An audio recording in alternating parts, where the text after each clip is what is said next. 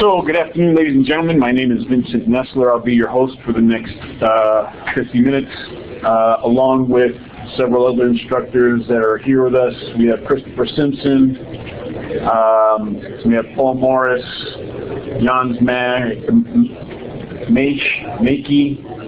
M-A-C-H-E, and his sidekick Miles, and we've got Jake Jew here. All of these folks were part of the mentoring program that we kicked off with CyberWatch in CyberWatch West, with the intent of allowing instructors who have some idea of what they want to teach. Maybe it's a little different from what they have at the school. Maybe there's a book that doesn't really do what they want. They have some other idea as to an approach that they'd like to take, and helping them make that happen with mentorship. Could we close the door for a sec, if you guys don't mind? Hey, we got a program going on. We just check to make sure that all right. Not sure that they can hear the. That's good. They didn't hear the guys at the door either. Right. Testing 1, 2, 3. Is this thing on? Hello. Hello. Just the volume. Hello. Sorry, Testing. Yeah, it seems like you got it. Okay. Thank you. So, for those of you just joining us at home, hello. So, my name is Vincent Nestler. I'll be your host for the next 45 minutes. So the mentor program. The mentor program is a program that will help assist any of you professors who want to build your own course. To build your own course, leverage remotely accessed virtual machines, and have those virtual environments that you create available to all your students for each semester or quarter that you're teaching.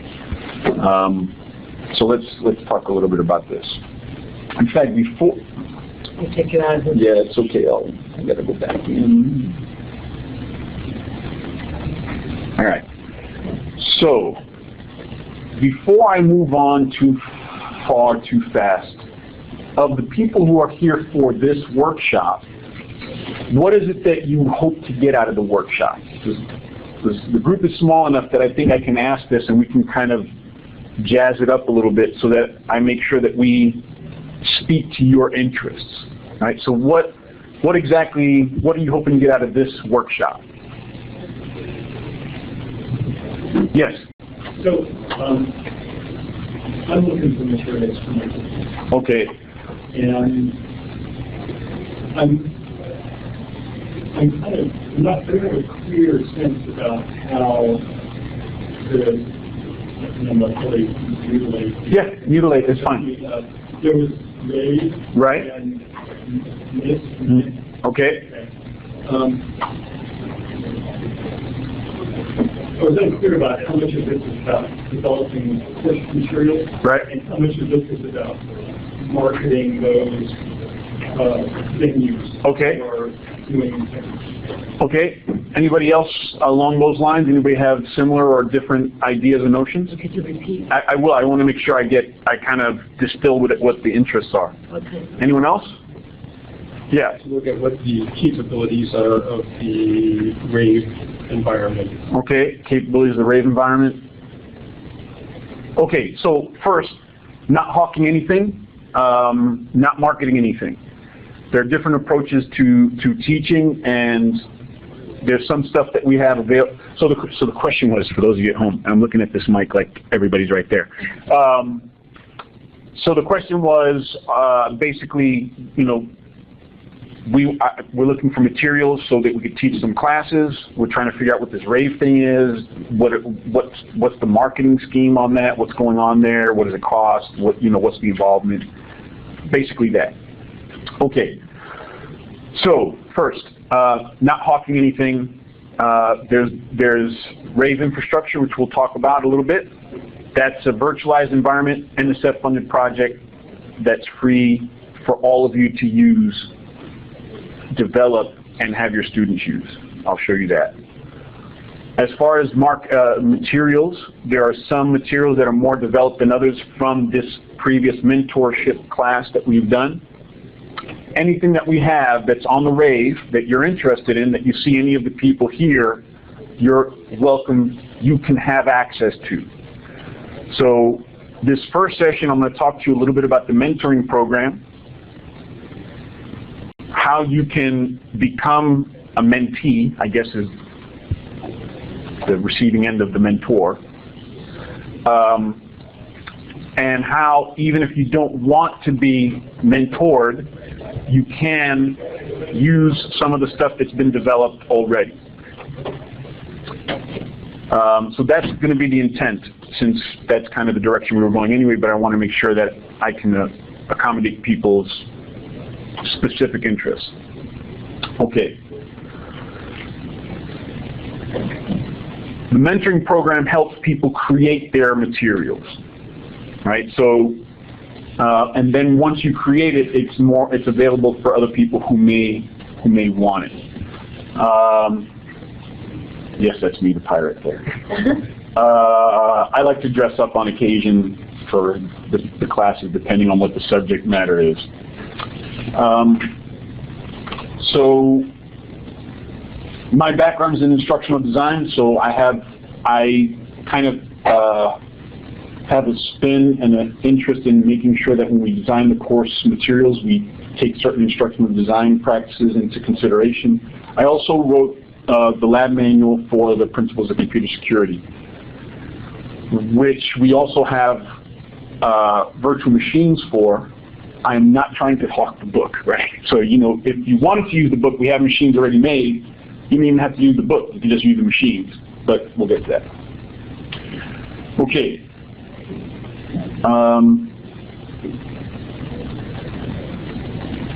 How many of you are in community colleges? Most of you, right? Okay. Time on task is huge.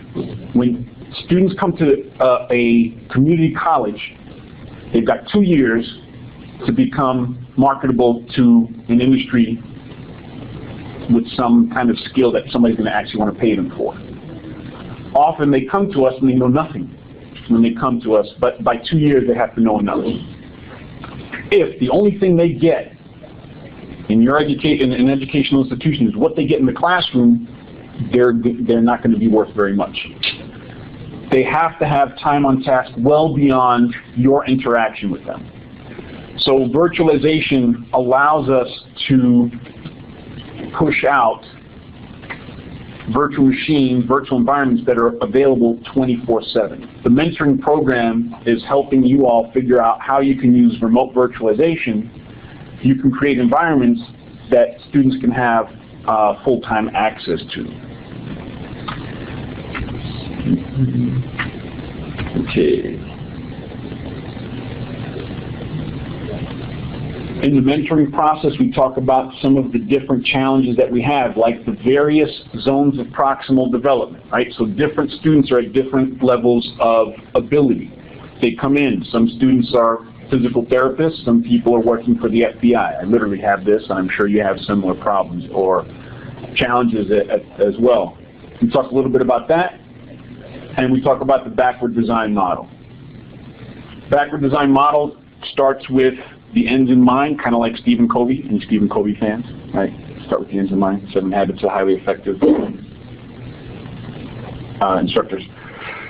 Start with the ends in mind. The ends that we were looking at are the NIST NICE standards, and actually just NICE. NICE is National Initiative for Cyber Security Education. How many of you here have gone to the NICE website?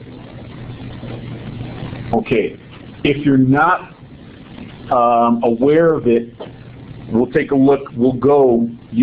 If you haven't seen the NICE framework, especially teaching at a 2-year college, the NICE framework is gold. Just the document itself is a roadmap to help students find what they're interested in, and then what are the skills that are expected for that job position they're looking for to have. So we'll take a look at that in a bit. But we start with what tasks you should be able to do. We create what would be an acceptable, what would we accept as evidence that you know that task, and then actually design the curriculum around it. So in the mentoring process, we walk through all the tasks. We walk through how do we translate a task into an objective and start to develop the learning plan. We use Mager's model in general. You guys might have a different model for writing objectives, but generally there's 4 pieces to the Mager's model. There's the audience, behavior, condition, and degree. Most people who write objectives get the first 2, right? Student will be able to scan a computer for viruses, right? You want to have the condition and degree included, otherwise it's very difficult to measure, right? Condition is what's the student given? Is the student given software, hardware? Is the student allowed the aid of reference? Does the student get to phone a friend? Does the student get to, is it a multiple, given a list of 4 choices, choose the right one out of 4, right? And then degree is generally level of accuracy and the time allotted, right? 2 students may get the same task done, but one took 30 minutes, one took 2 hours. Is that still acceptable for what you're looking for? And we go over this in the mentor program. I won't take too much time with this right now, just to give you a sense of what we do should you decide you want to do the mentor program.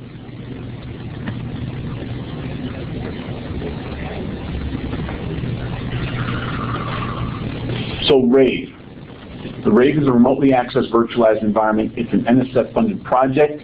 It's free. $0. You pay nothing.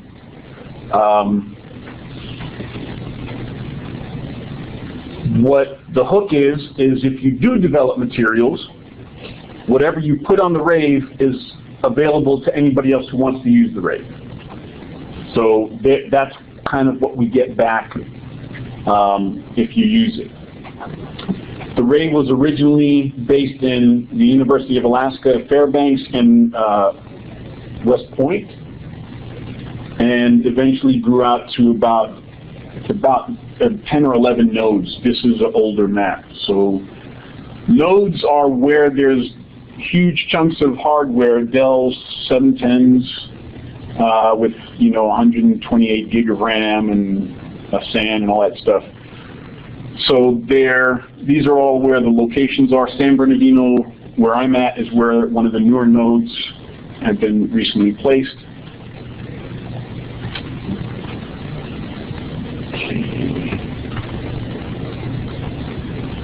So the build process. Let's say, all right. So what class are you looking to teach? Yeah. It's a security class. Basically, it's like security plus with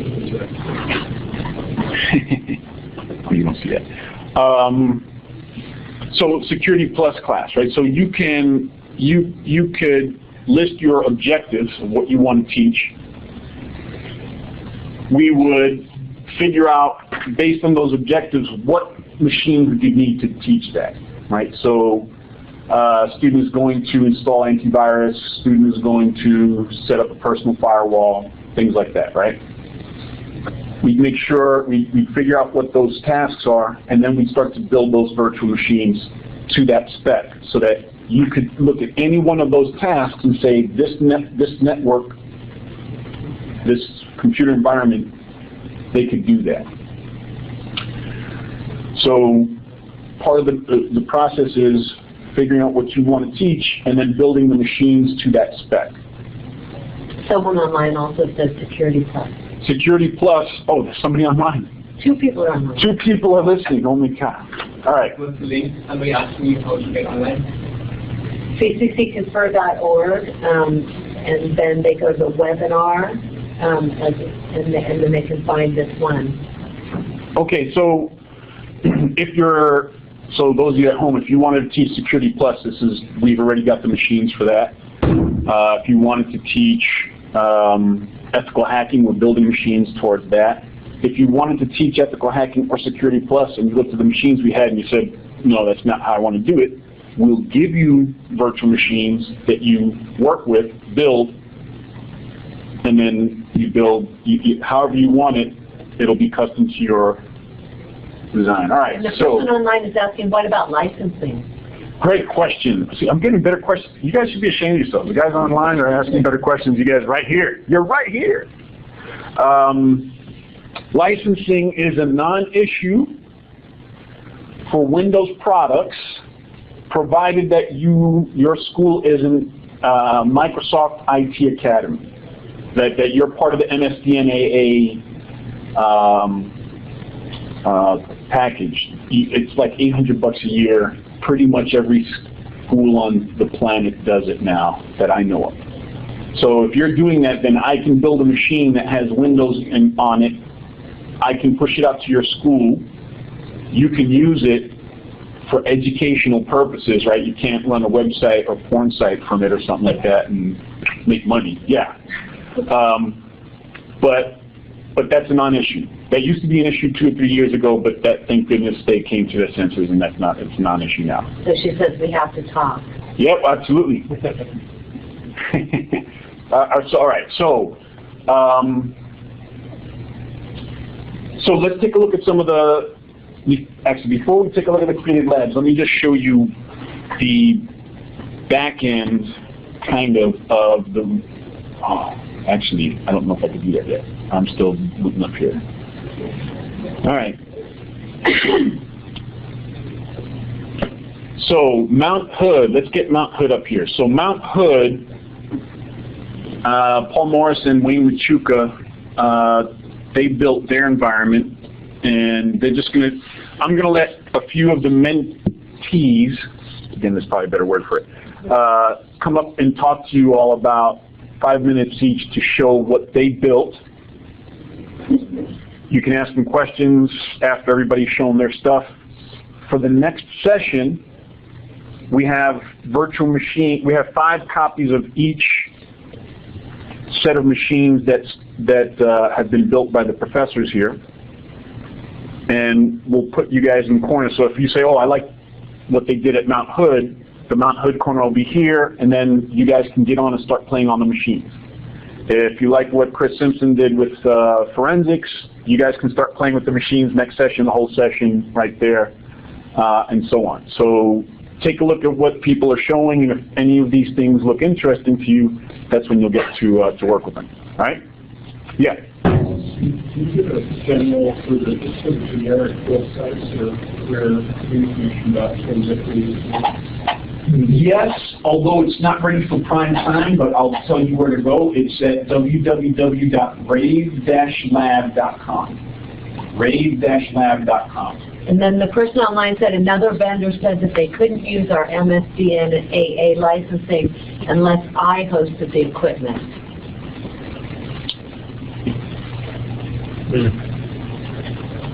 If you're part of the RAVE, we're hosting the equipment, so it's a non-issue. And also, it sounds like the vendor is making money off of it.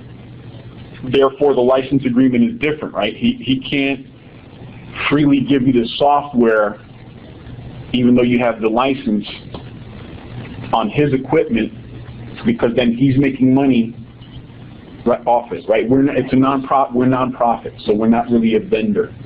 So that's probably what's happening there. Does that make sense? All right. Okay, take it away. So this is Paul Morris, and go ahead. Wayne and I, about 2.5 years ago during the summer, I was at a Cisco conference. I'm also the Cisco Academy instructor.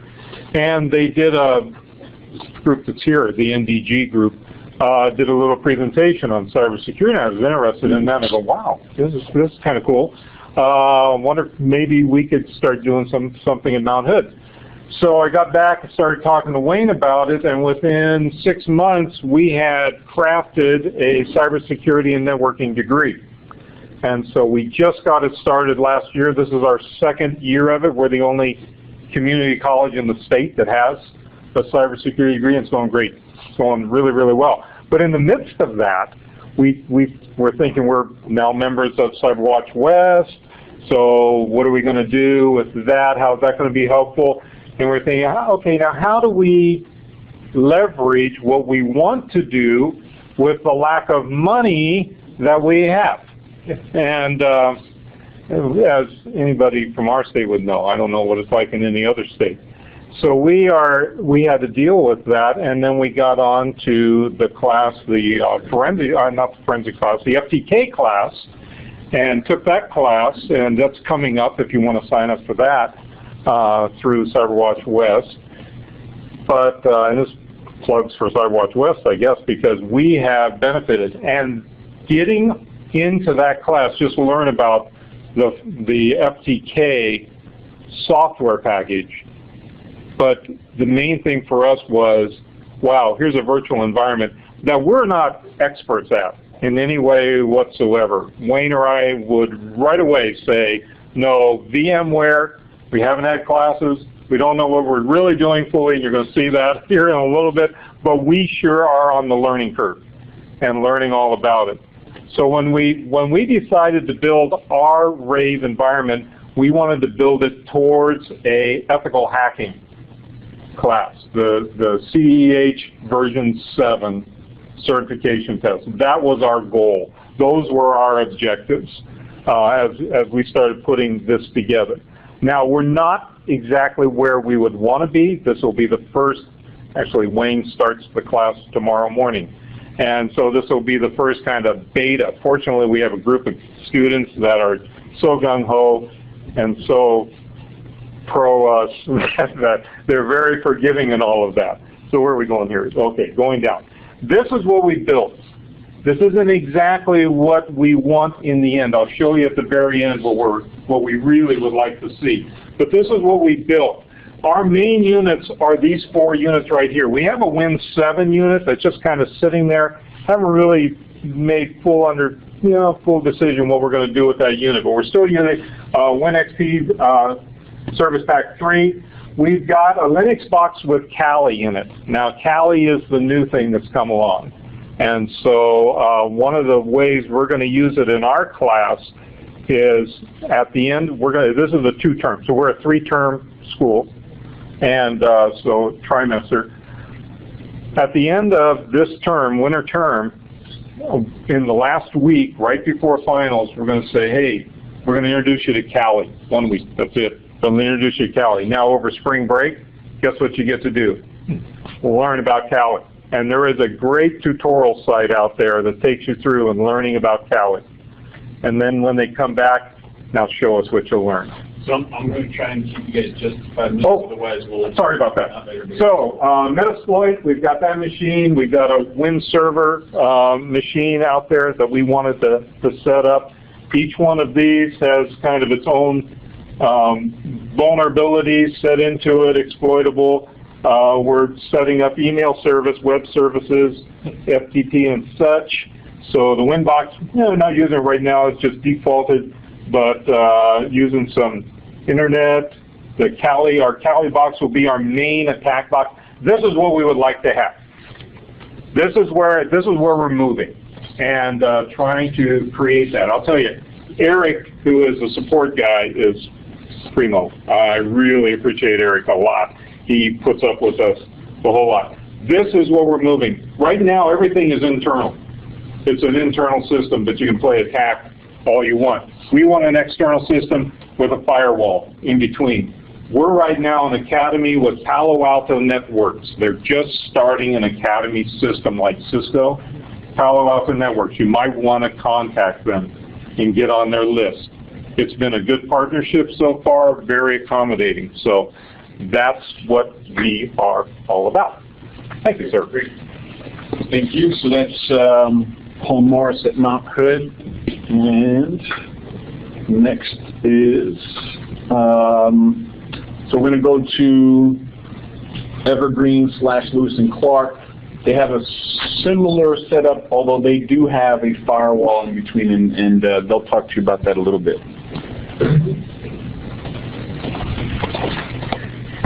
Okay, my name is Jens Macher, Lewis and Clark College.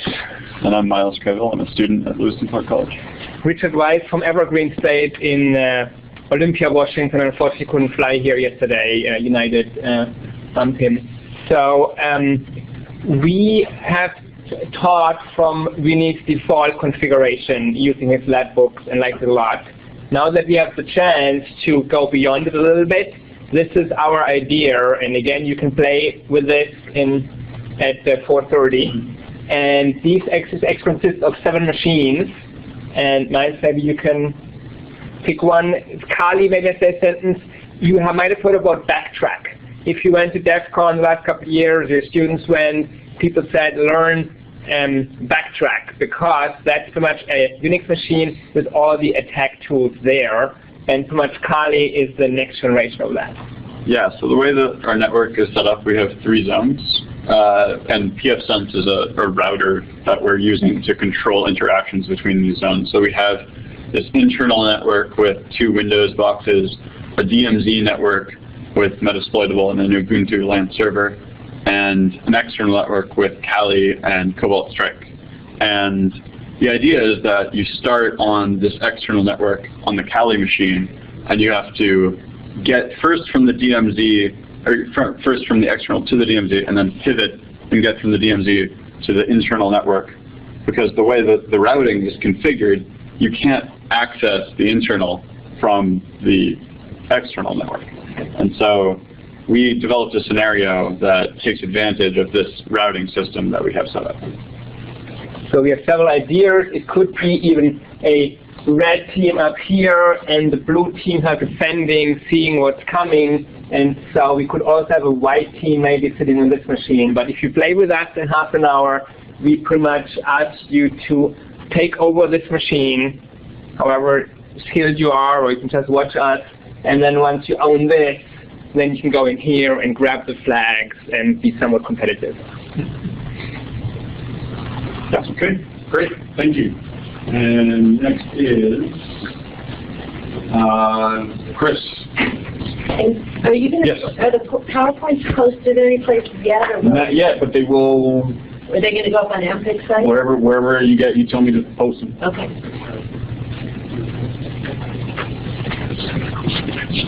I don't have a picture of your machine, but you're just one machine. Yeah. So the class I worked with in the mentorship program is basically a forensics class. So we only really need one machine. And what we did is we built a virtual machine. It's a Windows 7, and I've just been collecting a bunch of different tools to put on that, and then developing the labs around those different tools, and then having the data sets that are available. So I noticed I started out. It was like a 40 gig hard drive and about 20 gigabytes of free space. I think it's down to about 10 gigabytes of free space now. And that's just kind of the start of putting all the different data sets and the images and things like that. So when we get to the next session, I'll be in the back there, and I can walk you through one of our labs. I can show you the different tool sets we have. And what I've learned, even this morning, I learned about 2 other different tools. So I'm always kind of learning and adding to the set. That's the advantage of the virtualization technology is, you know, you got that snapshot in time, you add some stuff, just make a brand new template, and you can redeploy it for your next class. Okay, and last we have Dr. Jake Ju, who we don't have his machines here, but he had kind of a different setup. He actually already, the other groups haven't deployed their machines. Jake actually uses machines in his class, so he wanted to talk to you just a little bit about his setup. I do have the picture for you. As a matter of fact, the mentor program works perfectly for me. My situation is different than any of the previous ones. First of all, this is a graduate class.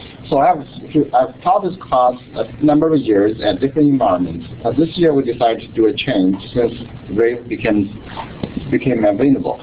So it worked perfectly in my situation because we have this already. I have a business scenario as a design scenario for a student to design a network.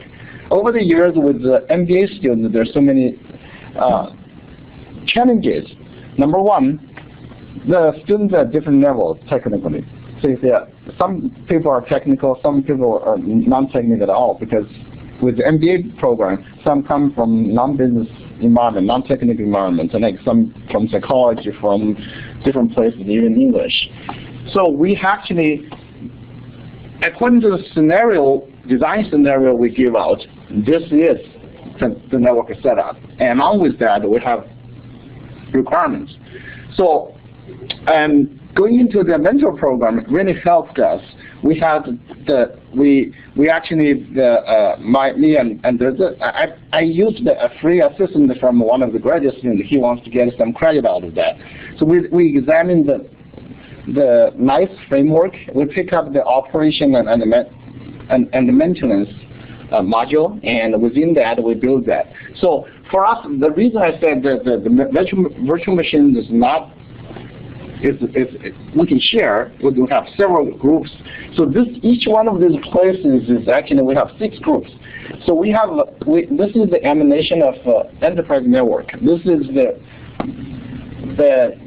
domain of the network. This is what we provide to students. We have the server, the domain server set up. We have the DHCP. We have the DNS. We have the email server. So students have to set up we have 6 groups, 30 students in the class. So they each set up a child domain, and they have to actually install the email client and receive emails from here, and all the instructions. So we not only technical, we actually emanate some business communication elements in this exercise. So I have a tech group we have 6 students group. We have a tech group that's supervised by me and Bill, which is the graduate assistant. So we send out emails to each group. They have to do certain things. So in order for us to have this end outcome, the people at Eric and Vinny really helped us. We designed different scenarios before we even reach here. This is the last piece. So before we do that, we have 2 other pieces. We have 2 different type of exercise students have to do in order for them to do this project. In the end, it worked out really well because this is the first time students were able to access the NAV environment outside of school, because even though we're a state university, our technology is way actually behind some of the community colleges. We actually don't have remote access ability. Years before, about 10 years ago, we had some sort of remote access, and this we can access a storage device. Right now, at our campus, the only thing we can access from outside is email and Blackboard, nothing else. So which pose a lot of problems for students learning, and RAVE and the mentor program and NICE framework really come handy and help my students in my class. And those machines are all available, and some of the students in the group machines, if you look at the groups, if you go into our class and look at the groups, some of them actually done very well according to the requirement. Like I said, all we give is this part. This students build that. So if you want any of that, you can copy. So exactly. All right. I just want to thank the mentor program and. So one of the things that we should see here with Jake's, so looking at all the labs that have been presented right now, we have Chris Simpson's had 1 computer. We didn't see it.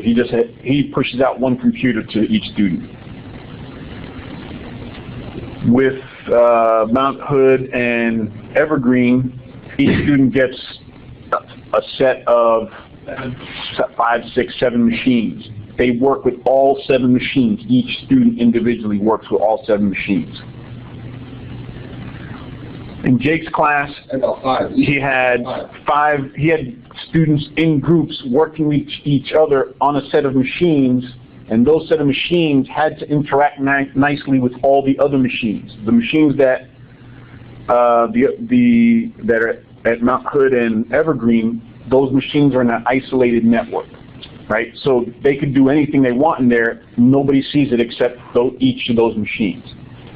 So I mention that to say pretty much any scenario, many of the scenarios you can think of that you'd want to teach, we can probably accommodate.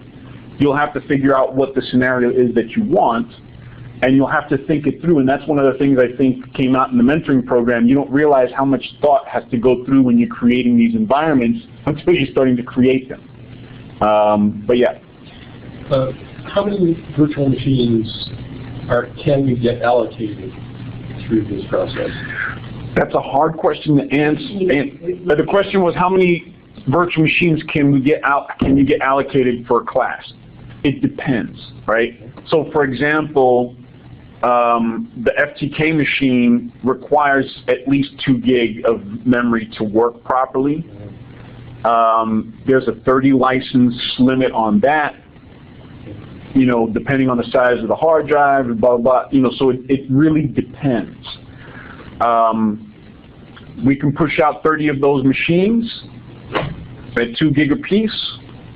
That would be almost the same cost to us, resource-wise, as 4 machines with 500 meg each, right, in terms of memory. So it really depends on what the load is that we have. The class that has the 7 machines, they're with between 10 and 15 students, so it's easier to accommodate that. But if you wanted, you know, 7 machines for 50 people, that gets kind of hard to do, right?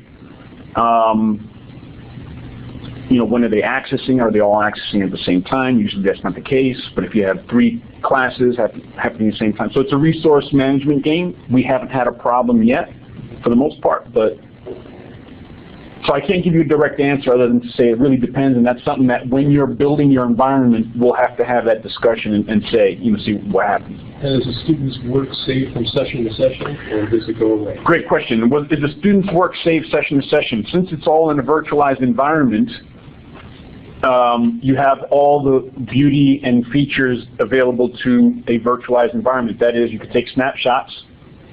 Right, unlike a lab, I could be in the middle of my lab and have to go to the bathroom, or my mom calls me and I have to go. She still does, right? So I can save the machine state, come back to it tomorrow, the next day, next week, and pick up exactly where I left off. Further, you get to see all of your student machines, right? And I'd be showing this to you online if I could get the installer link. Okay, and I'm hoping that I get this up so I can show you the rave in action. You as an instructor will see all your student machines. So a student can say on a Saturday night, I can't get past step A or B. Okay, I can't get past a specific step. Save their state, snapshot the machine or whatever, and you can come and look at it whenever you have time and actually see the exact problem they're having and say, check your spelling. It's ifconfig, not ipconfig, right? So yeah, so that's I mean even if you don't use the rave, using a remotely accessed virtualized environment like vSphere, some people are trying to use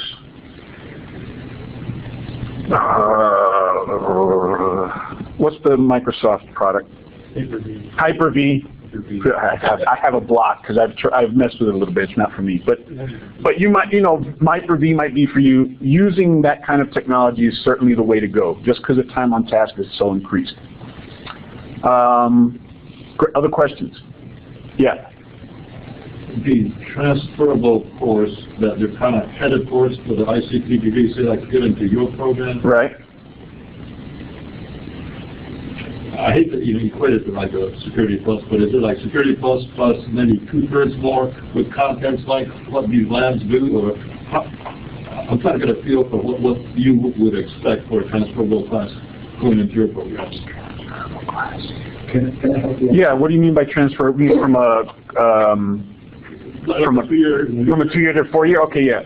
This is a curriculum development issue. Actually, we form our curriculum as a design in a real way. So, with all within the TNC model, with all the lower division courses offering the community colleges, we have the equivalent on our side to accommodate the students within those the community colleges. So when they have that, they are equivalent, correct? And however, with the security plus system they just have, we don't have another division. We only have a upper division class, which is your 410, I think. So that one is not transferable so in our situation. We don't have a lower division of security plus. So we still think that we probably can work with, in certain situations we work with the students who just wanted to, we let them take a test whether they can bypass that. Yeah, so with Security Plus, for example, let's say you had a student that passed their Security Plus, came to our school, and then in our 410 class, that's where we're pushing that cert.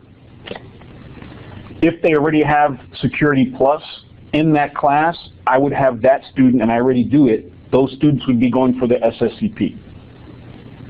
So they would get similar material, but they would get a little bit more or have to do a little bit more to get the SSCP. So, and people who have both of those, then I gear the class for that particular student towards Linux Plus or some other cert that we would agree with on that they would move towards, maybe the SSCP. Kind of my philosophy of education as it applies to computer security and information assurance is all the students have a different zone of proximal development. I should not have a class that is step by step and everybody has to walk in step. Some people can run, some people have to crawl, and I should allow them to do that at the greatest speed that each of them can do it, otherwise it's unfair to both. So if somebody already has Security Plus, great, I'm going to push you to the next level. If you don't, then that's what we're going to be doing. Yeah? How long do you have funding for this free environment? I don't have an end in sight is all I can say right now. And it's only getting bigger. I can tell you anecdotally, the rave originally was funded for 2 nodes, one at West Point and one at Fairbanks, for 3 years. 6 months into it, and this never happens, right? 6 months into it, NSF came back to them and said, here's more money, build more nodes, right? They couldn't get, once they saw it, they were like, we can't get this out fast enough, more nodes.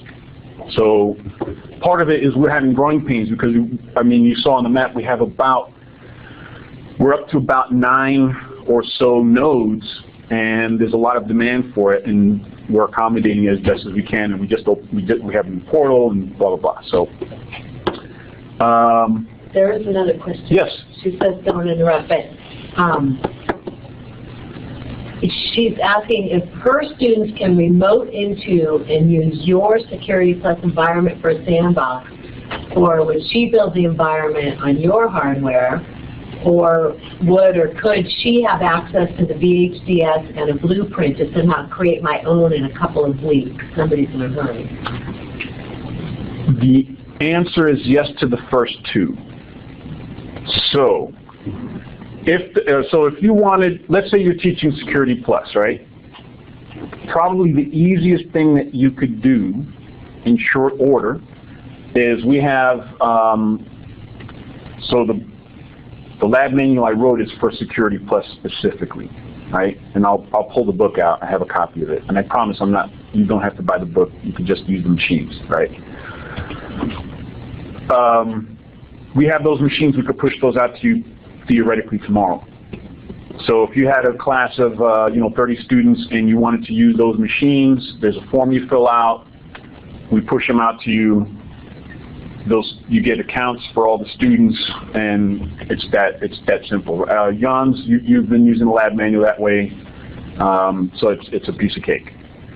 If you had a particular idea of what you wanted to do, we could push out. You say, okay, but I want to teach the class. I want a 2008 box, a Windows 8 box, and I want to do I want to put my own stuff on it. We would help you build that. That would take a little longer, and if you're pressed for time, probably not the way you want to go. But you could say, okay, give me the lab manual machines now. Give me these other 2 machines I want to build, You can teach that this quarter, semester, and then start building your own thing. And then next time we're at MPICT, you'll be up here saying, okay, here's what I built because my stuff is way better than this guy Nestler's stuff, right? Which I'd be happy to see. She says it's perfect. There you go. She's so happy. All right. Little emoticons. We need them. Other questions? Because we're running out, we have to stop at 20 after, right? And then take a 10-minute 10-minute break. All right, so last question, yeah. And then come back. Do you have the lab menu environment? I have the lab manual environment. You mean the diagram? The diagram. It's 2 Windows, 2 Linux boxes. Right? It's 2 Windows, 2 Linux boxes. One Windows client, Windows server. Linux client, Linux server. The clients usually attack the servers. I have the book. I'll leave the book out here during the break so you guys can take a look at that. Thank you everybody for coming. And since we're going to end, you guys have a 10-minute break. I'm still going to be here. Come talk to me with any questions that you have. And I'll be here for the next session, and then you guys can actually bang on the machines and play around. What is the right? website to ask for an account? If you want to ask for an account, ask at help@rave-lab.com and say, I would like whatever the virtual machines are that you're looking for. If you want an account to play with the machines today, we have some accounts ready for our next session. And on that, thank you very much, ladies and gentlemen, for coming. It's been a pleasure. Hopefully I'll see you guys next session. Or help at Rave-Lab. rave-lab.com. CC me. What's your email? I'm going to put that up there right now.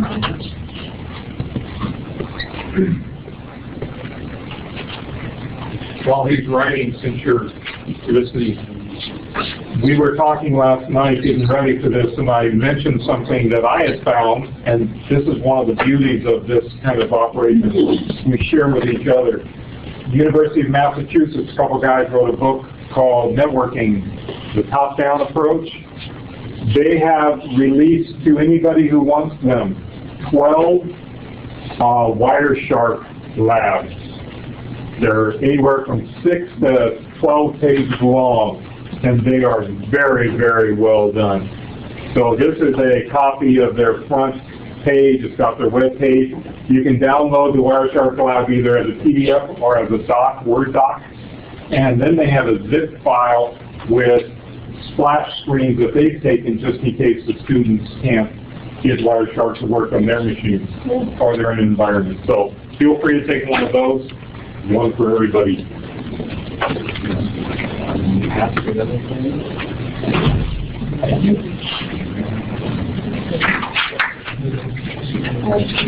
If I connect up to the Rave, I'll show you what we're looking at up here too. Oh, we're in, oh my goodness. Scooby-Doo. Now, we're supposed to on CCC confirm, wait out of this room and go to a different room and CCC confirm, just so that if people log in only for the second half, they know where to go.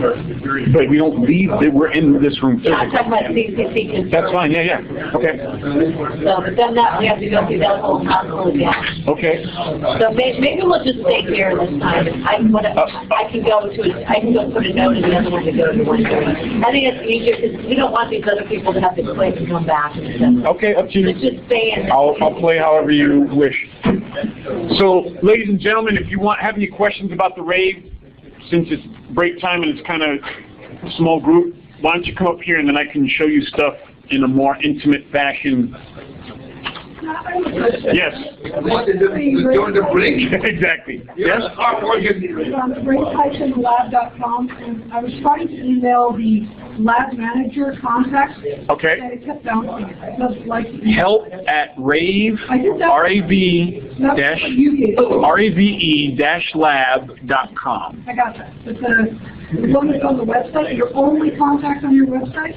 is rave_lab_manager@gmail.com. That's all that's on your website. On the Rave Lab. So what I had originally said was that site is still under development. I shouldn't have even given you the link, to be honest. But to get the actual email that works is the one I told you. Okay. That's going somewhere, yeah. Okay, so I already answered part of my question. All right. The students just simply use a web browser as their client? They can, okay, and they will. Okay. Right now, we have them use the vSphere client software. Oh, okay. But that's what I do. So that's to them, isn't it? Some other instructors do the web client. Okay. The web client, as far as I'm concerned, is not ready for prime time in version 5.1. Okay. But 5.5, my understanding is it is. We're upgrading the 5.5 in the next few weeks. Oh, okay.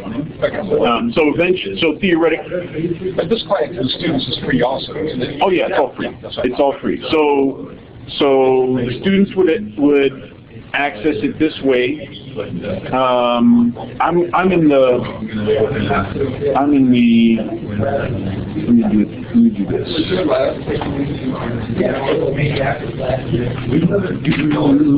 What I'm looking to do is recreate my in-class lab and make it essentially available to students. Yeah. And basically what I've got right now is 3 virtual machines on one desktop. Or there's a domain controller, a member server, and a desktop. The way it works, because they're using I have no students can access that for lots of days because I work at for your applications and you have to do that. You know, sometimes it's just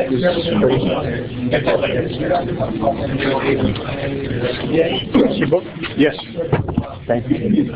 But we can't add like. All right, so this is what the student, what it would look like for students, right? So your students will be emailed a user ID and password. Basically, you start on. They get and this setup. So I'm looking at I'm looking at the Lewis and Clark. The first step is to get.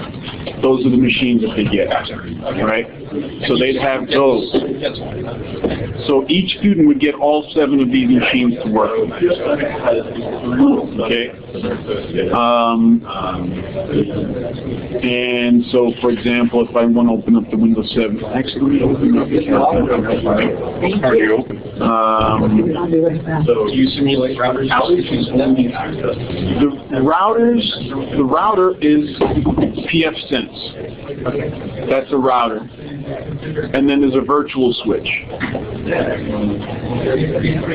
So on the Kali box, and I don't know this setup well, but it's like a quick client machine and server machine software, different logical networks. Absolutely.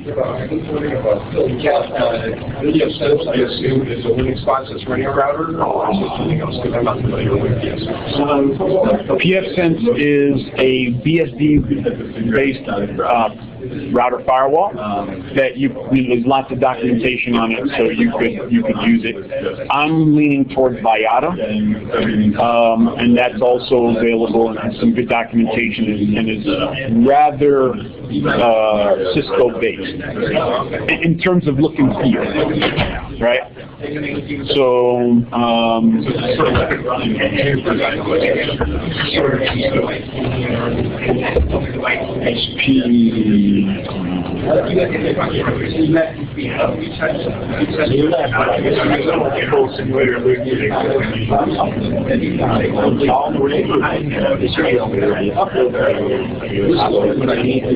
Properties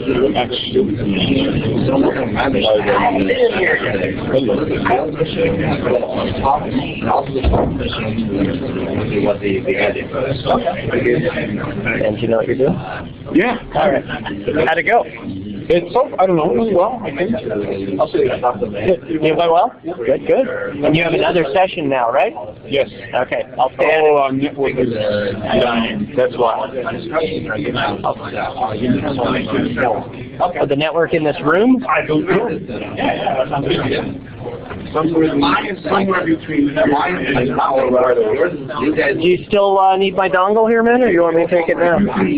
Why you covering me down? I don't like a lot of people to handle my dongle. Don't you like Probably the last time your dongle's been touched by someone else besides yourself. You're absolutely right. You're right. My problem with the dongle is the size. It's hard to put away. Yes, you need it? No. Dinner tonight? Leslie's up for it? Yeah. All right. Yeah. What do you feel like? I feel like Brazilian meat. Ooh, with Leslie.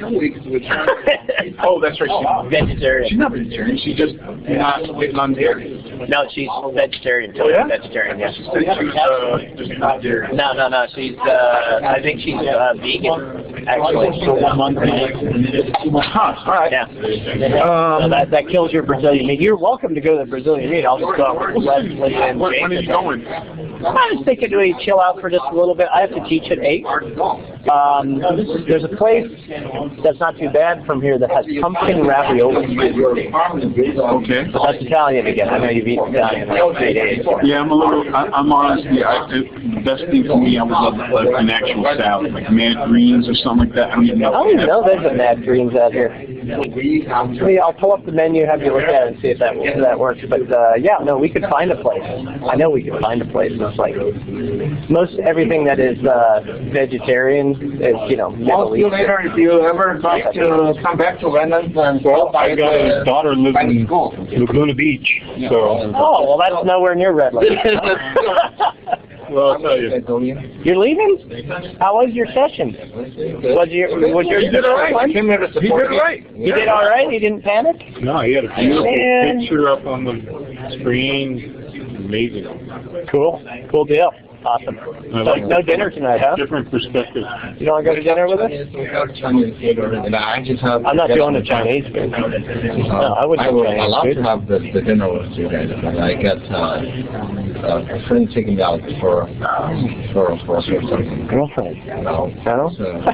Oh, you're talking about his daughter is actually in that one Leslie talked about. Yeah. His daughter is high school graduate this year. She's just going to MIT early decision. Oh, nice. She's studying computer engineering. Yesterday, she told me her parents said, well, don't do the engineering, it's hard for girls. Why don't you don't just become a programmer and just get a job at Google. She's going to do intern at Google this summer. So what she said, she's so smart. That programs are nothing. This is like a fit to work. If you want me to do programming, I don't have to go to school. I can do that right now. Mm-hmm. She wants to start to become an engineer, creates things, architect, design computers. She said she even said that the future is in artificial intelligence. Mm-hmm. So she's going to do that part. That's awesome. She just graduated high school and she knows what AI is. She hasn't graduated yet. Oh gosh, she's crazy. These smart kids. No, she's Annie's princess. You guys are getting... We grew up together. Oh, we're recording. We're starting now. No, actually, you were all during the break. Oh, really? Oh, well. Nice. Awesome. I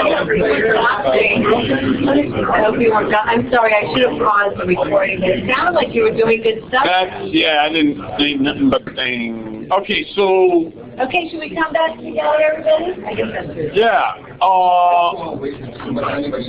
don't even know if is anybody here that would like to mess around with any of the virtual machines that they saw or talked about? Anybody? We're already there. Your guys are already doing stuff. All right. Forensic machine, ethical hacking boxes. If you want to look at the lab manual, I can talk to you about that. Here's a question. Yes. Before, have you selected your textbook for your Security Plus course?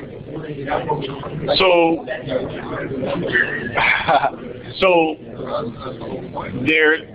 Is that the woman that was talking to me earlier? Yeah.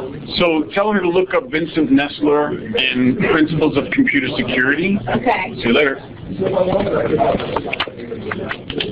So that's the lab manual that the virtual machines are based on. Oh, lab manual is the same as the textbook? The virtual machines I have built are built to the spec for that particular book. Okay. And the title of the book is Principles of Computer Security, CompTIA Security Plus and Beyond. Okay. Howdy. Do you have your course objectives online for your city class? Let me think. I mean, I have one for 511 for my hacking class. But for the most part, when I teach out of this book, usually I use this book kind of as a supplement. So if I'm whatever I'm teaching, I'll say, okay, I can pull a lab out of this, because the way I designed the book is it's already ratchet beaten up. Look at the table of contents just so you can see. So I have it built into 4 sections. Oh, okay. So one is just, the first section is just on basic networking, right? The book is based in 4 sections which map to 4 questions. 4 questions that every security professional should be able to ask themselves when they're coming into a situation that they have to secure. One is, how does it work? How is it vulnerable? What are the threats? How do you prevent harm? How do you detect harm? No matter how secure I make it, I'm always going to be susceptible to harm. And how do I respond to it, right? So those are the 4 questions I have to ask, right? I mean, and in that order. If I don't know how something works, there's no way you can really secure it. You know, if I don't know where the back doors are, if I don't know the mailman, the milkman, if I don't understand, you know, then there's any avenue of approach that they can get in. I like this. The second gauge is, they're kind of more basic. I like it. So yeah, so I have the machines for that you can mess around with. You can also take a look at some of those labs. So here are the machines right now. So if you said, okay, I'm teaching computer security next semester, and I have 30 students. You fill out the form, your students will get an email with the user ID and password, and then they log in and they see these 4 machines. That's on the rave side. That's on the rave side. So I'm going to fire these up.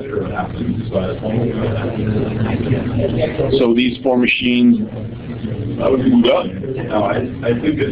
And then I'll jump into the XP machine for now. So I'll actually open the console on the XP machine. So the other thing she's asking, do you have canned lecture materials or a test bank for that?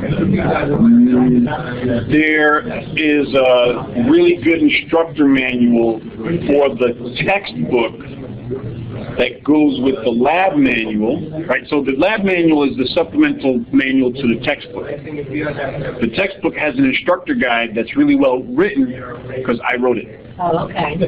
So it has test bank and PowerPoint slides and notes in the PowerPoint slides and mappings and all kinds of, you know, crazy stuff. So that sounds just like what So why not, since she's probably one of my most active participants in this lab, why don't we give her an account right now with the user ID and password so she has to download the client. So let's see if we can get her to download the vSphere client. Is she at a place where she can install it and do it? Is she like at home? And so what client? The vSphere client.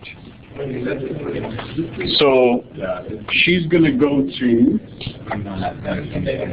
vc1.rave-lab.com, and then there'll be a link for download vSphere client.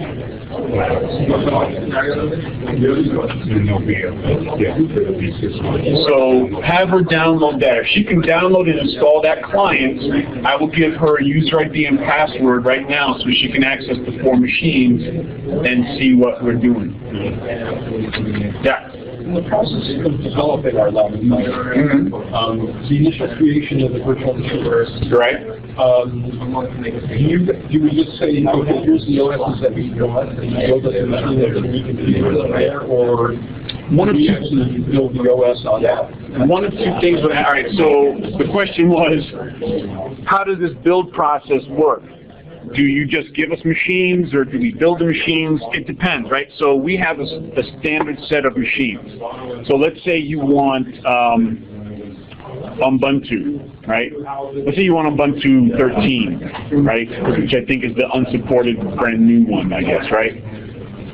We don't have that. We could give you a machine in the ISO,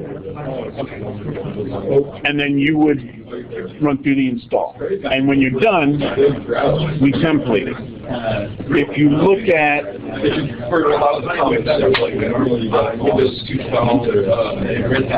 if you look here, right, we have the build environment, right? Here's some of the stuff I'm working on.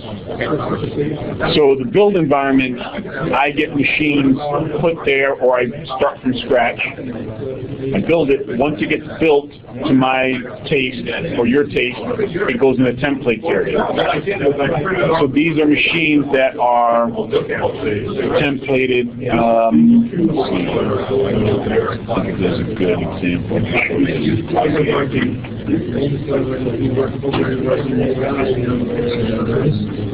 So here are lab man configurations. I've actually, so for the 4 base machines that I have, for the lab manual machines, I've also created several other versions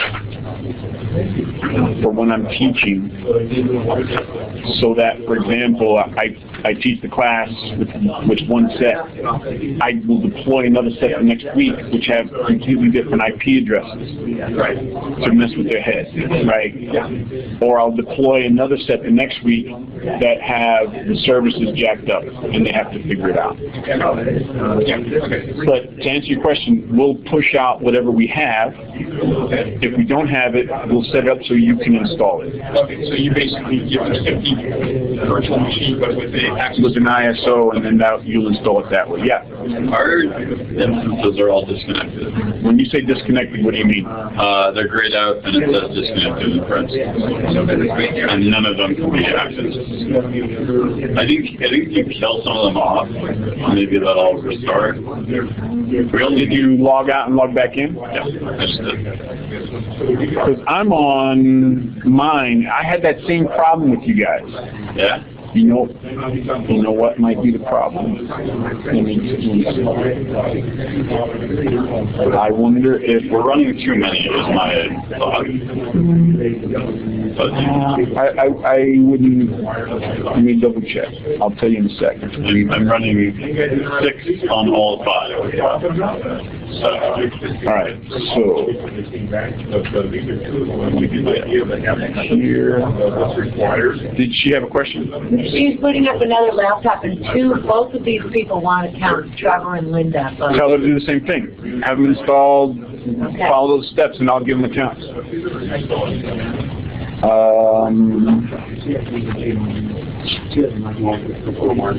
So, see, right, but you're disconnected because, well, I want to see where you guys are on Virginia Tech. There might be something going on at Virginia Tech, like the building froze. Oh, yeah. We took down Virginia Tech. Right, so these machines, right, these machines are at CSU. Yeah. They're up. That's the location, that's the issue. So it may be that there's something going on as they're doing that. Kind of, you can look Did you at migrate a little just one idea stuff? that happens. It's disconnected. I couldn't migrate it. I can't even access it, right? This one, Okay. Man. This is at Cal State San Bernardino. Mount Hood is at CSU, and oh, he did it for me too. I've got 15 machines of forensics for you. I got 15 demo machines for you. So if somebody wants to mess around with the forensics, your forensics box, you got that. And he's at CSU. So let me. It looks like VT is down.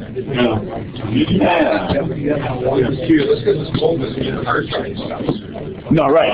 It's good faster. Keep it up. So for me, this is very cool. Would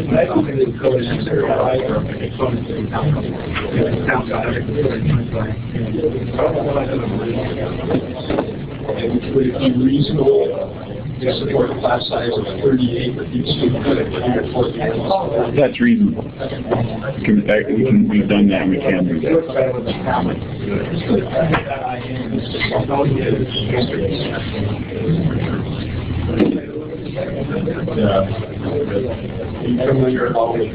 Microsoft.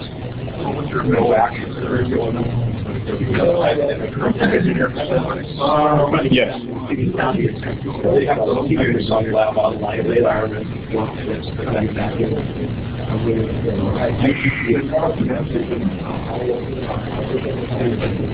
I'm on the wrong one.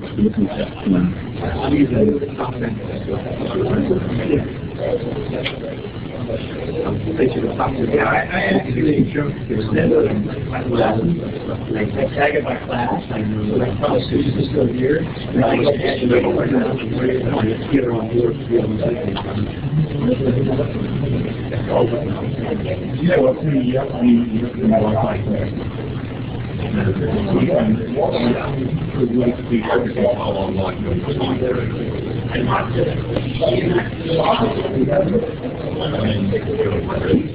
well, sharing information, but are you talking on the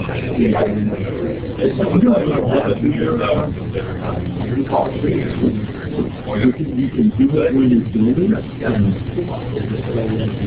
When you're building a machine? No,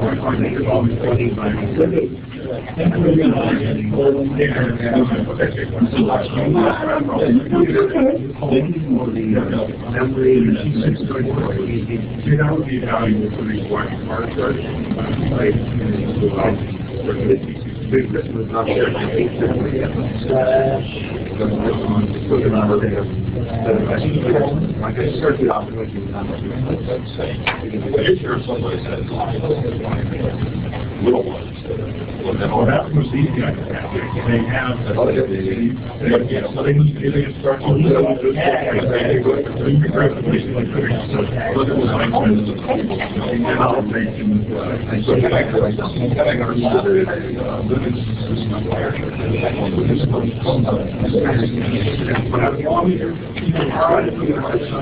Hey, so just for giggles, those of you that are, taking a look, here's one of the benefits of the RAID.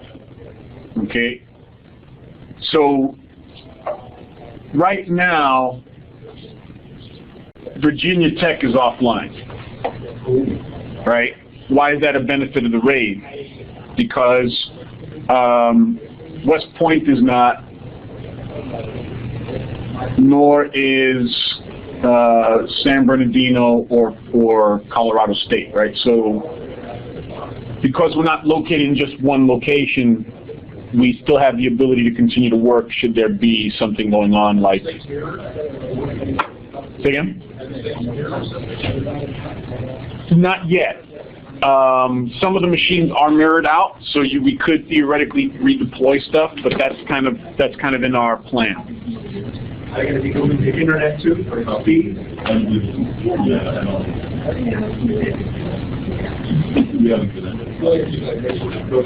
Yes.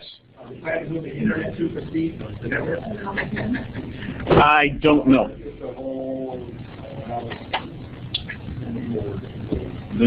But yeah.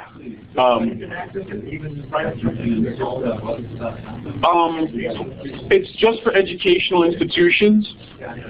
So, you know, you can't use federal money to get, you know, private industry to, you know, make money off it, you know, ultimately. They'll make money off of students. Exactly. Graduating. Exactly.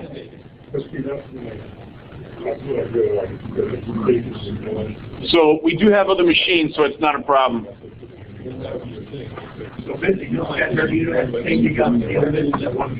I don't know. Jake would have been the person to ask. And so online, she's asking, what's the uptime on your servers?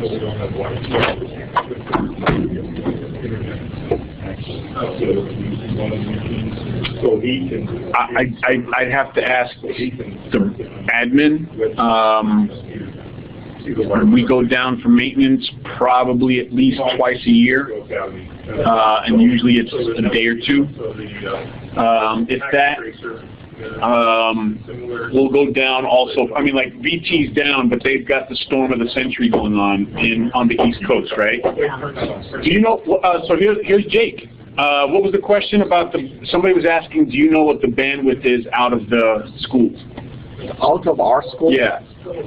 Is it 1 gig, 2 gig pipe? Who's asking about how big the bandwidth is? From our school? Yeah. I actually don't know, but it's pretty fast. It's pretty big, yeah. Pretty big enough for pretty, I mean, capacity-wise, it's fast enough to accommodate everything. So I actually don't have that, at least T3, or I don't know. Yeah, I don't know. Somebody was okay, 2 T3s, because we have a back route also. There's a double loop, I guess. Okay. No, my question, how soon you can get them? For my 275 classes, it will be easy. I only need for each student. I want to isolate it for each. You're teaching 275. Yeah. Oh, okay. 275 is I only want the 2008 and Windows 7 and XP. Each got 3 machines. I think you should do Windows 7, 2008, and a Linux box. Well, it's across the Linux box. Yeah. No, Windows XP also. All right. Yeah. We'll give you those 4 machines. No problem. I just need to get name and email. This quarter? This quarter. I want you to run just to shoot me an email. We'll have it. I'll have that. I can have that for you pretty easy. Yeah, empty machines. Nothing configured. You got it. Yeah. Perfect. So to answer the question that whoever it was that was asking, Downtime. What's her name? Linda? Linda. What's the last name? Well, yeah, Linda Fisher. Fisher, all right. So, Linda, the answer is the uptime is fairly high, but it's not, it's got growing pains, so there are times where it's down, but it's usually not down for more than, you know, an afternoon sometimes, or at most a day. And usually, sometimes you wouldn't even know that it happened, but yeah, so I don't want to say like, oh yeah, we got a 99.999% uptime. But we have better uptime now also because we have multiple nodes. Okay, good. And then I told them to go to the ravelab.com to download vSphere client. Right. Right. Yeah, VC1. Oh, VC1. .rave-lab.com. And then they also want a copy for the PowerPoint probably sooner than MPICT would send them. So should I email you with their email addresses? Because MPICT probably is going to post them in like a week or something. Yeah? Sure, absolutely. Okay. Yeah. So I'll email you with their addresses.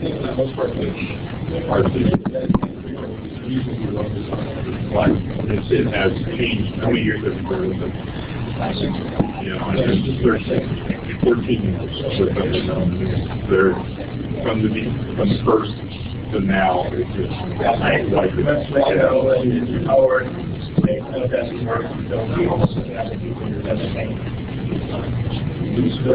Tell them Virginia Tech went down. Oh, yes.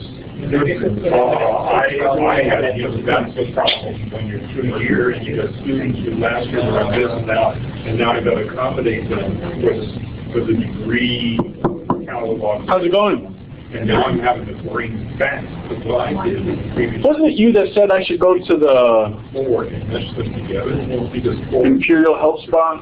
No, that wasn't it. That sounds good. That was great, man. It's in Garden Grove. Well, now the greatest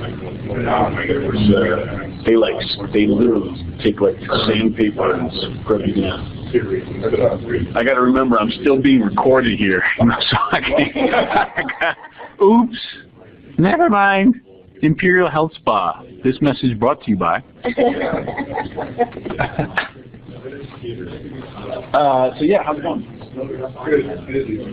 But I will. I'm going to try to. Okay. Do you know what in particular you want? Probably watching my Windows course and then looking at new material. You got it cool. They're running and you got to realize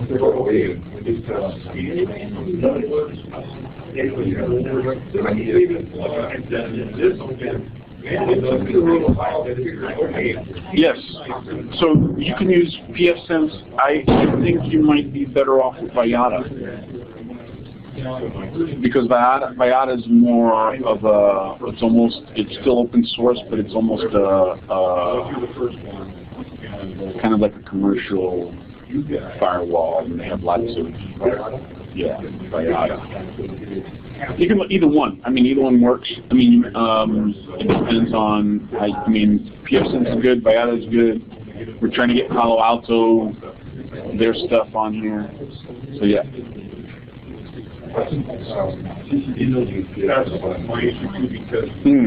That's right. Yeah, I don't know either. Are you going to help? Yes. I don't know if I'm on white team, red team, whatever, but yeah, I'm kind of a staple of getting this stuff off the ground. Good. Anything else exciting going on? Well, just kind of just in the home up there.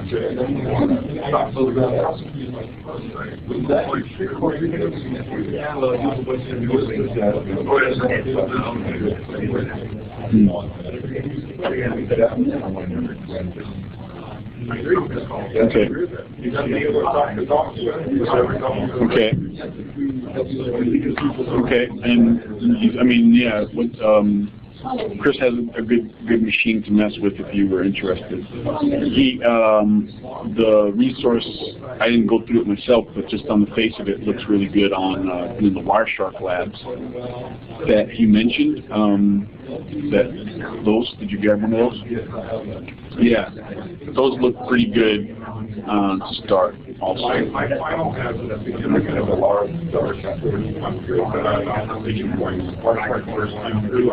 Okay, yeah. I had that book. I didn't remember the author. You take the final, you get a 70 first shot. So yeah, the whole U.S. is under code of hell, and it seems like California's doing all right, which means we've got an earthquake coming or something to kind of make up for it. An optimist, are you? Yeah. Just balanced reality. Okay. Actually, not having any rain is a pretty bad thing. Someone was saying that the Central Valley is now collapsing because their aquifer is so empty. And that's why there's, that or the fracking. Right. The fracking will do it too, so we won't have our food. Yeah, and the bees are dying. It's Armageddon just around the corner. Okay, go next. This is where I think we should go. The plant. Cafe Organique. You must eat with one pinky sticking up this way. You're being recorded. I know. The whole dongle conversation was recorded too. All right. That's okay. That's part of our shtick. Hey, it's Benny and Tony from Cal State San Bernardino. If you want a little comic relief, we're the men for you. That's right. That's right. Yeah. I'm talking about. Anyway, scroll down. The meat salads are like what you're. I'm in. That's it. The name of the place and I'm in. It's all sustainable. They got lots of different things. All right. I think you will be right there.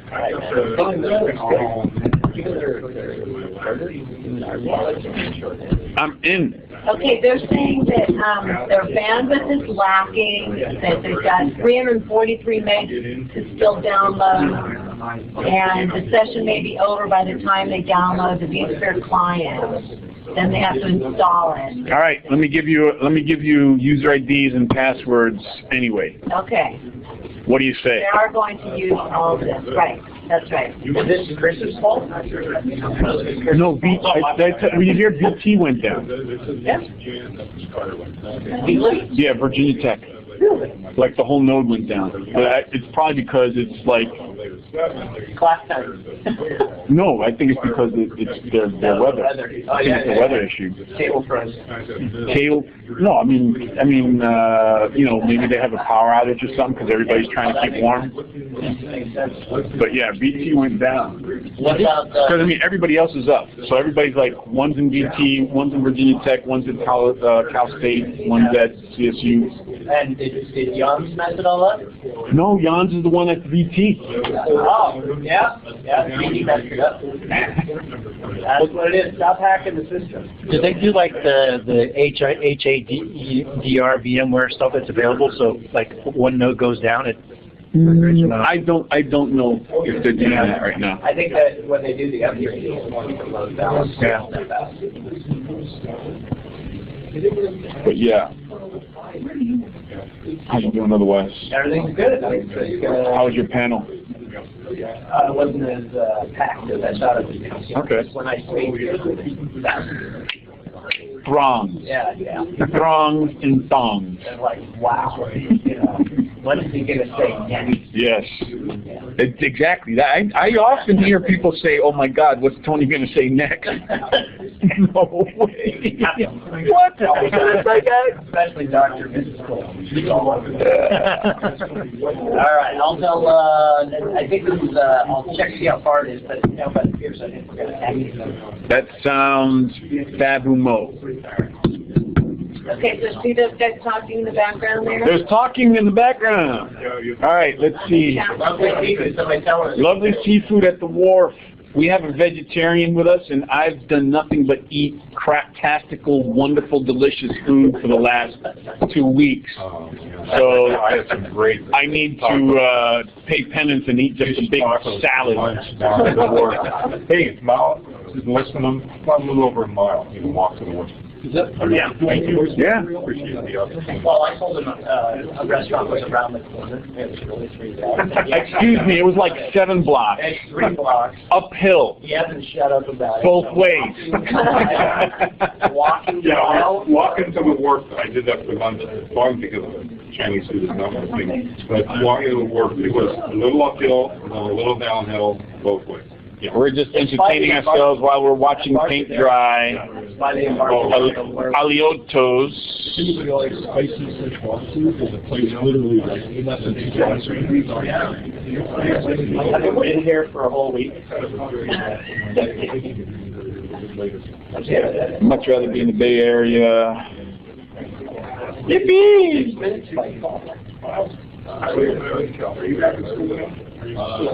12-minute walk. We can handle a 12-minute walk, can't we, Ben? Not in this weather. Listen, for the people that are freezing in the East Coast, I think at the very least we should be sensitive to that and, you know, bundle up and take a car. Don't walk outside and enjoy the mild weather. Let me check to see how cold it is for the people. That'd be like not finishing your plate knowing that there are people starving in Ethiopia. Yeah, you're right. I am feeling a little chilled at 55. Yeah. For me, it's all relative. For Southern California folks, 55 is a little chilly. Yes. And for people in Alaska, they're like, woo! Short. Right now, it's 73. It's a shame that people have to put up with weather like that. In Toronto, it's 3. The temperature currently in San Francisco is 55 degrees. A chilly 55. So I've got Linda and Trevor. Are you the only 2 people? Yes. All right. Let me give you guys counts. All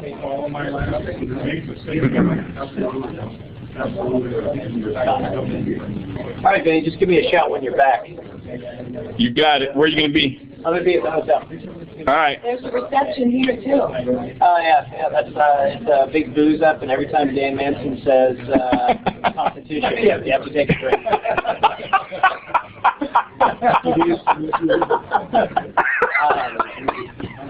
I like that one.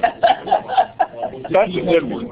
Yeah. I think it's the room where we have lunch. Oh, yeah. 5:30. Yeah. For those of us that don't imbibe, it's probably not going to be as much fun. There's a restaurant program. All right, let's see. So Linda, here's your account. You're going to when you log in with vSphere, there's 3 sections you have to fill out. First section, you're going to put vc1.brave-lab.com, and that's true for both of you, right? So that's the first section there that you'll have to fill in, right? The second one is going to be your user ID. Your user IDs are respectively MPICT STU1 and I'm sorry.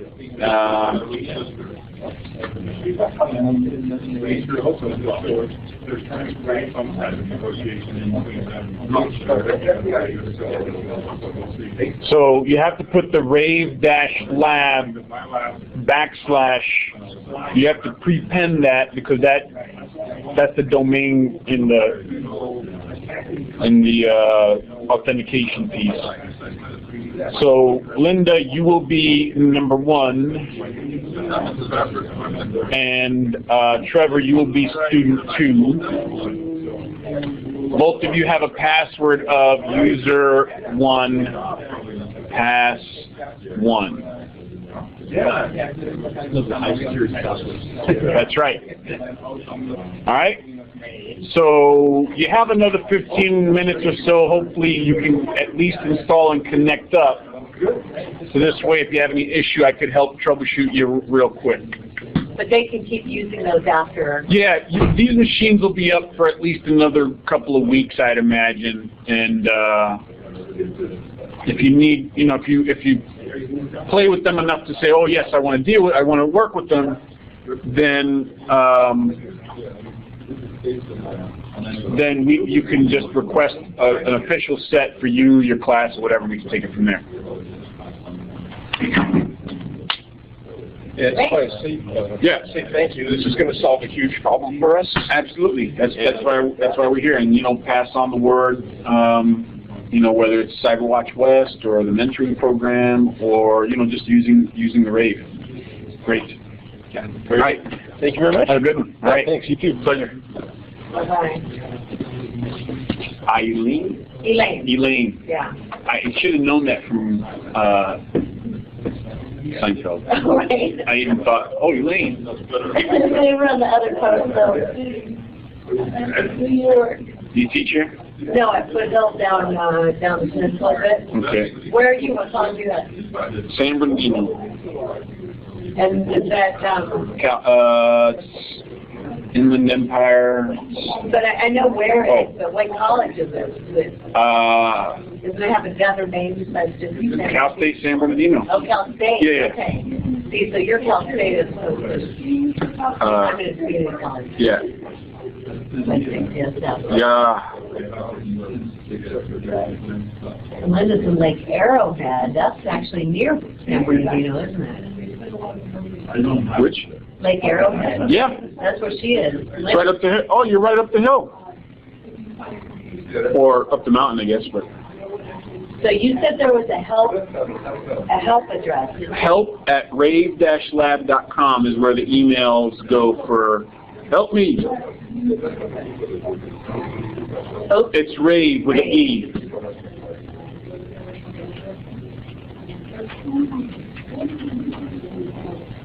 Yeah.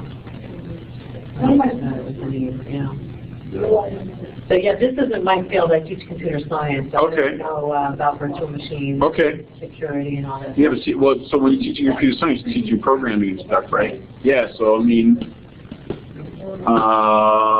you know, that it could be useful because then you could push out Linux boxes to everybody with all the GCC labs or whatever, and all the libraries and stuff, and then. I mean, they could just do that on their own machine anyway. Yeah, everybody's just got compilers on their own machine, but compilers are pretty free. Yeah. Pretty much free these days. And it's something, you know, what I need to work on is getting a source code control system for them to use. So I have other challenges. I'm just here because I'm on the committee for MPICT. Right. And so they just asked me to just do the moderating. So they assigned me to this room. I didn't show up. Okay. Okay. Yeah. But no, it's interesting. I can see people are really into it. The other two. Yeah, I'm sorry that we didn't get more people for the hands-on portion. Because I think this was the juice part of it, where people can say, okay, I see how this works, but sometimes if you can just get them started, yeah. It's much smoother later. Anybody else have any questions or comments? I'm here at your disposal. Trevor, Linda, anything? Linda is asking something. A virtual So Linda, you take a look at the 4 virtual machines that you have that I gave you the accounts for, and then if that looks like what you would want, then just say I want LabMan when you talk to the help that when you email Rave, we'll give you a link and you'll fill out the form with all your student names, and then you'll get accounts with those machines.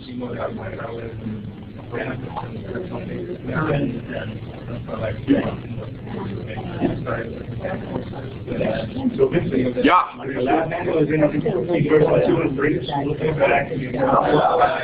So the lab manual is edition 2. Okay. The book, the textbook, is edition 3. Okay. I'm currently working on the next edition, which we're going to call edition 4, and we're skipping 3 because people are getting confused with, oh, the textbook is 3, the lab manual 4 must be old. All right. So we're going to make a 4 so that we can also start some controversy where people will be like, where's the missing lab manual 3rd edition? And start some rumors. I don't know. But yeah, so An autographed copy in the office. exactly. Exactly. Yeah. But yeah, so that's, so I don't know if you look at it, if you want, let's take a look at the book. Yeah, you can get them used for a song, so, but yeah, you can build. And it's, so the book is, I designed the book based on 4 questions. I wrote the book based on 4 questions that security professionals should train themselves to think. How does it work? How is it vulnerable? How do I harden it? How do I detect and respond to harm? Right? That's what I'm trying to secure my house, secure the president, secure a network. I have to think of those things in that order. So the book is based on in that.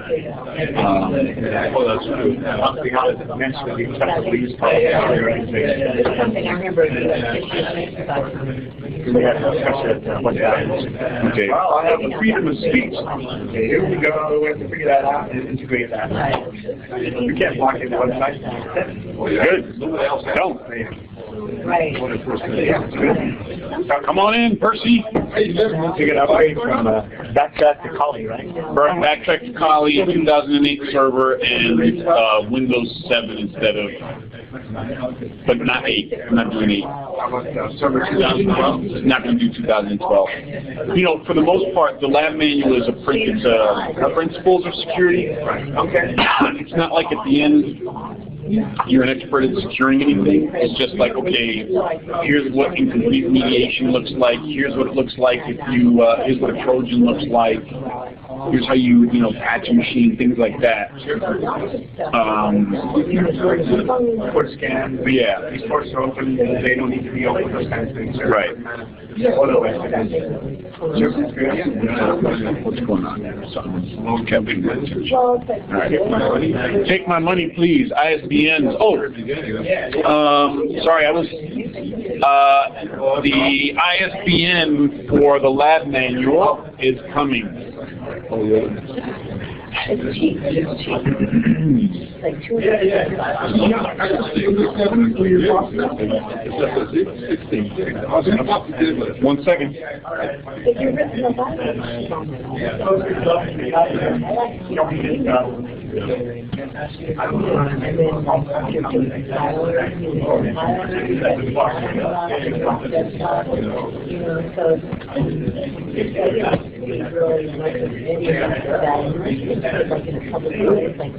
That's the ISBN for the lab manual. Question. On the next edition, we're using Windows 7 and Kali. The instructor resources are online for the textbook of the same name. So you want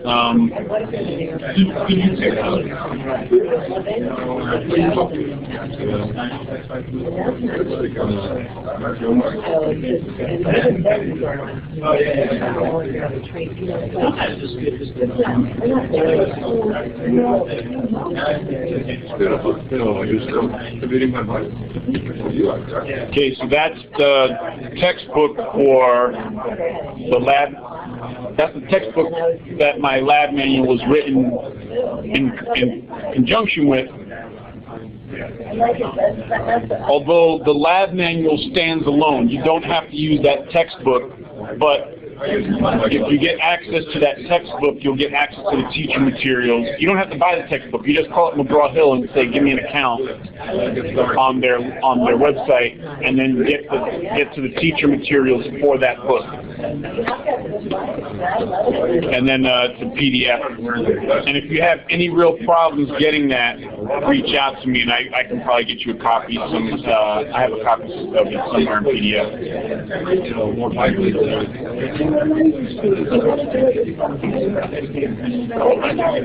If you don't get a response from me after emailing me once or twice, don't hesitate to spam me and say, hey, what the hell is wrong with you? We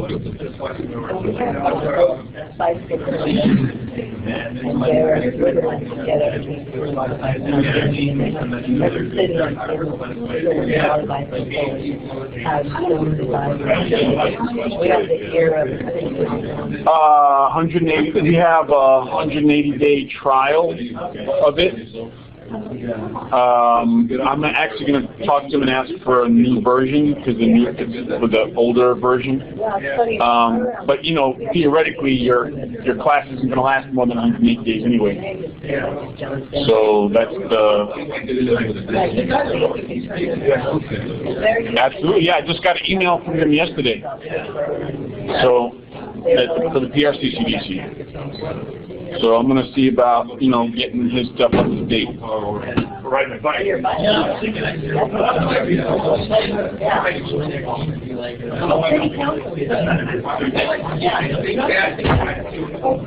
You absolutely could.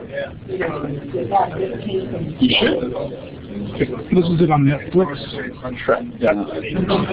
But it would be good for small. Can we give you the quick description? Recognize anybody? Of the actors? Yeah. Skeet's in it. Yeah. Hustle on. Yeah. Yeah, so they have to own a car. What happened to Skeet, man? All right, He does a really good job. And so anyway, there was a Tempest program that the government had hidden on this phone tumbling software. And the Tempest program was supposedly something that could take down the entire power grid and, you know, one of those things. And Kevin supposedly had access to it. And Shimura had something that could, was it like a virus program that could wreck everything. So it was interesting. They used a lot of Telnet, a lot of Unix commands, which I didn't recognize. So trackdown is also known as takedown? Yeah, it came into the country as takedown. Supposedly there was something illegal that they were showing on this clip. All right, interesting. I will give it a look. I appreciate the heads up on that. Oh, cool. It's a pretty good film.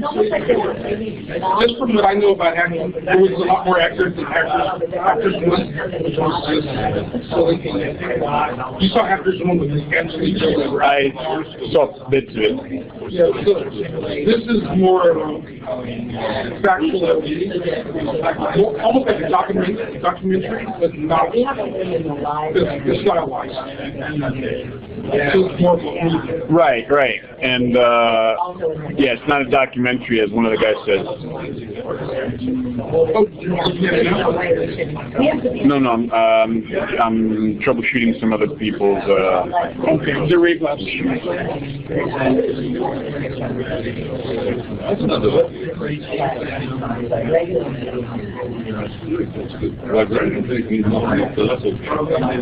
That's good. All right, so ladies and gentlemen, theoretically, we should be finishing up.